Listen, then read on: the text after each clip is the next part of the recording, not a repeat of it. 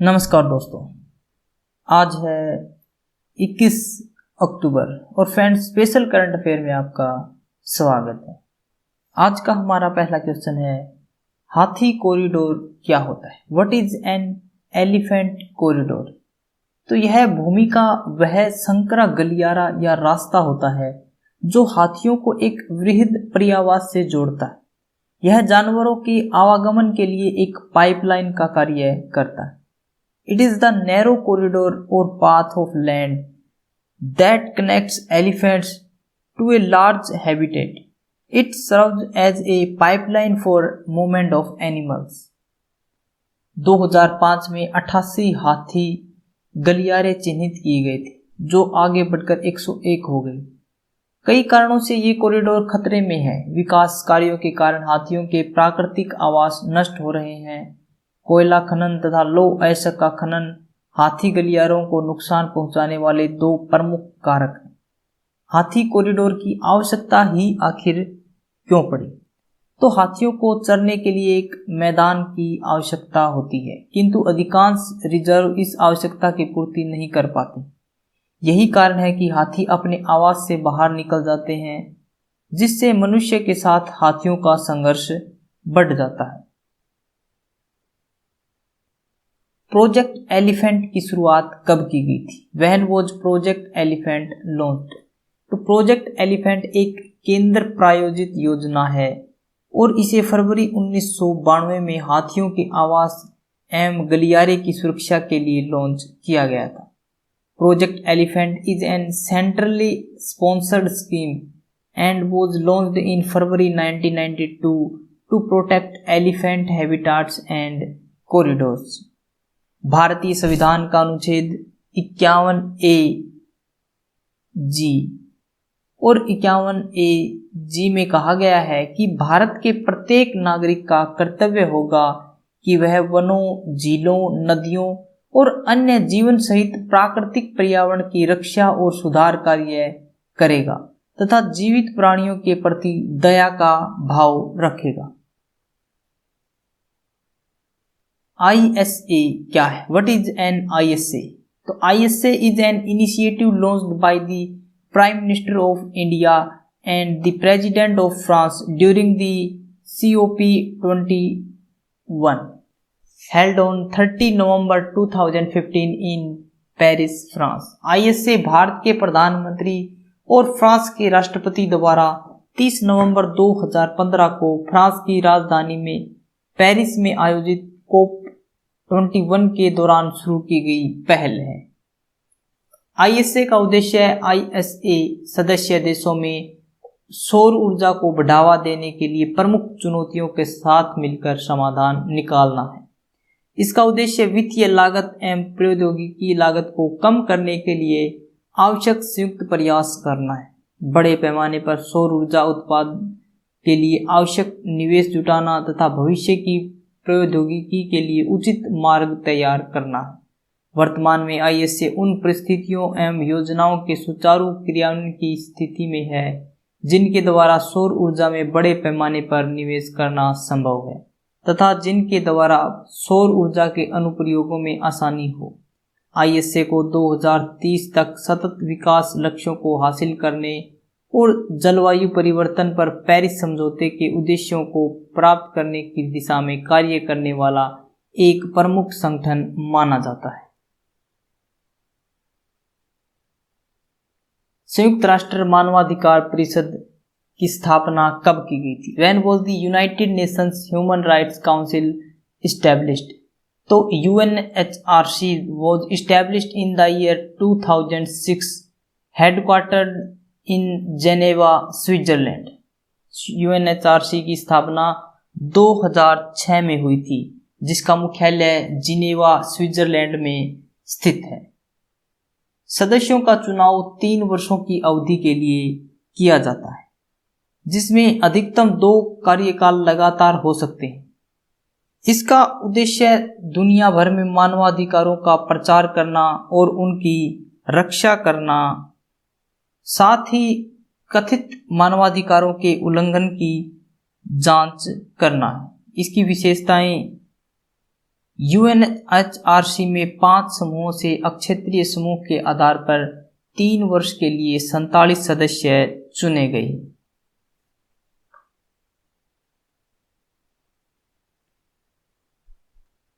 विज्ञान और पर्यावरण केंद्र क्या है? What is centre for science and environment? तो विज्ञान और पर्यावरण केंद्र नई दिल्ली स्थित एक सार्वजनिक हित में अनुसंधान और समर्थन करने वाला गैर लाभकारी संगठन है। Centre for science and environment is a public interest non profit organisation based in New Delhi for research and support. वर्तमान में सरकार पुराने वाहनों के बेहतर निपटान के लिए नवीन वाहन कबाड़ परिमार्जन नीति को लागू करने की योजना बना रही है। नीति की आवश्यकता ही आखिरकार क्यों पड़ी? 2025 तक भारत में लगभग 2 करोड़ से अनुपयोगी पुराने वाहन होंगे। इन वाहनों के अलावा अन्य अनुपयुक्त वाहन भारी प्रदूषण और पर्यावरणीय क्षति का कारण बनेंगे। भारत को हरित अर्थव्यवस्था की दिशा में आगे ले जाने के लिए कबाड़ नीति को एक साधन के रूप में प्रयोग करने का सुअवसर है। भारत स्टेज 6 BS6 उत्सर्जन मानकों और इलेक्ट्रिक वाहन प्रोत्साहन नीतियों को लागू किया जा रहा है, जिससे पुराने वाहनों के उचित प्रबंधन की आवश्यकता है। प्रदूषित नगरों में राष्ट्रीय स्वच्छ वायु कार्यक्रम के तहत पुराने वाहनों को स्वच्छ वायु कार्रवाई के हिस्से के रूप में बाहर किया जाना है। फ्रेंड्स, अगर आप किसी भी एग्जाम के लिए अगर आपको करंट अफेयर प्रिपेयर करनी है तो आप यहां से कर सकते हैं। वस्तु एवं सेवा कर का अधिनियम कब लागू किया गया था? When was the goods and services tax act implemented? यानी कि जीएसटी को कब लागू किया गया था? तो 1 जुलाई 2017, 1 जुलाई 2017 को जीएसटी लागू किया गया था। 2022 तक यानी कि जीएसटी के कार्यान्वयन के 5 वर्षों तक जीएसटी राजस्व में कमी होने के कारण राज्यों को क्षतिपूर्ति की गारंटी दी गई थी। जीएसटी की शुरुआत के बाद से ही जीएसटी मुआवजे के भुगतान का मुद्दा केंद्र और राज्य के बीच गतिरोध का विषय रहा है। हालांकि आंकड़े बताते हैं कि इस वर्ष अगस्त माह में बीते वर्ष इसी अवधि की अपेक्षा जीएसटी राजस्व संग्रह में 11.96% की कमी आई। अगस्त 2020 में जीएसटी राजस्व संग्रह 86,449 करोड़ रुपए के आसपास रहा है, जबकि अगस्त 2019 में यह लगभग 98,202 करोड़ रुपए था।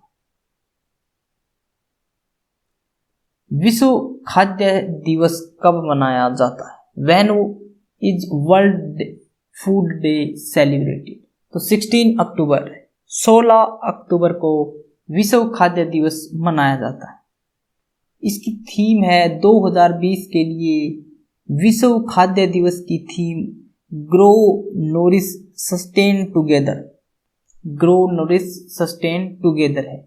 इसके जो प्रमुख बिंदु हैं, इस अवसर पर FSSAI के ईट राइट इंडिया अभियान का उल्लेख करते हुए कहा गया है कि इस अभियान का लक्ष्य पर्यावरण की दृष्टि से एक स्थिर तरीके से सभी के लिए सुरक्षित एवं स्वास्थ्यवर्धक भोजन को बढ़ावा देना है।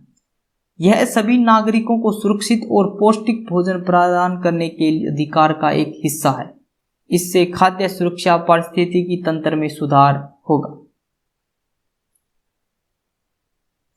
कुपोषण खत्म करने के लिए भारत सरकार द्वारा क्या कदम उठाए गए?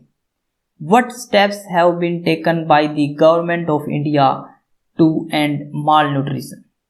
तो कुपोषण को खत्म करने के लिए भारत सरकार द्वारा किए गए कार्यक्रमों में राष्ट्रीय पोषण मिशन, स्वच्छ भारत मिशन के अंतर्गत शौचालय का निर्माण, मिशन इंद्रधनुष, जल जीवन शक्ति मिशन और सस्ती दर पर सैनिटेशन पैड उपलब्ध कराना इत्यादि शामिल है। The programme launched by the government of India to eliminate malnutrition include National Nutrition Mission, construction of toilets under Swachh Bharat Mission, Mission Indradhanush, Jal Jeevan Mission and providing sanitation pods at affordable rates etc.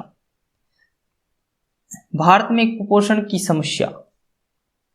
तो स्वस्थ आहार, भोजन और पोषण आपूर्ति हेतु एक आवश्यक तत्व है। भारत में पिछले कुछ सालों में काफी हद तक खाद्य उपयोग के पैटर्न में बदलाव आया है।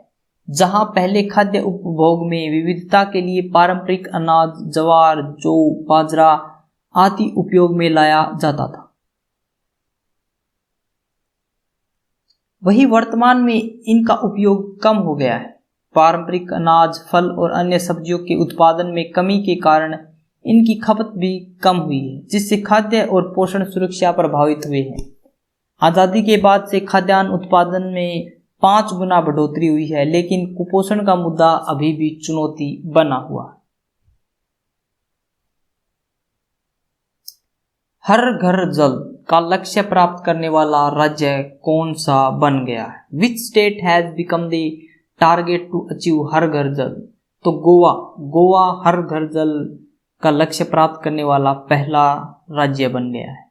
गोवा ग्रामीण क्षेत्रों में 2.30 लाख ग्रामीण परिवारों को सफलतापूर्वक 100% कार्यात्मक घरेलू नल कनेक्शन उपलब्ध कराकर देश का पहला हर घर जल का लक्ष्य प्राप्त करने वाला राज्य बन गया है।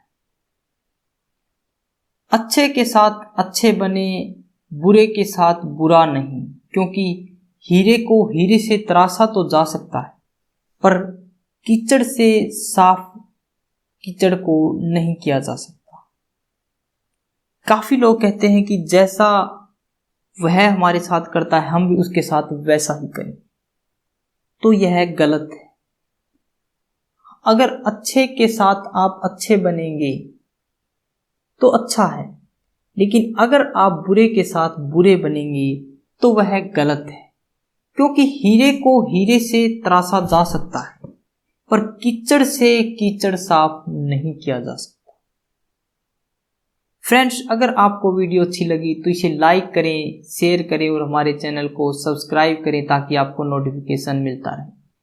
अगर आपको इसकी पीडीएफ चाहिए तो आप हमारे टेलीग्राम ग्रुप से डाउनलोड कर सकते हैं, जिसका लिंक हमने डिस्क्रिप्शन बॉक्स में दिया हुआ है।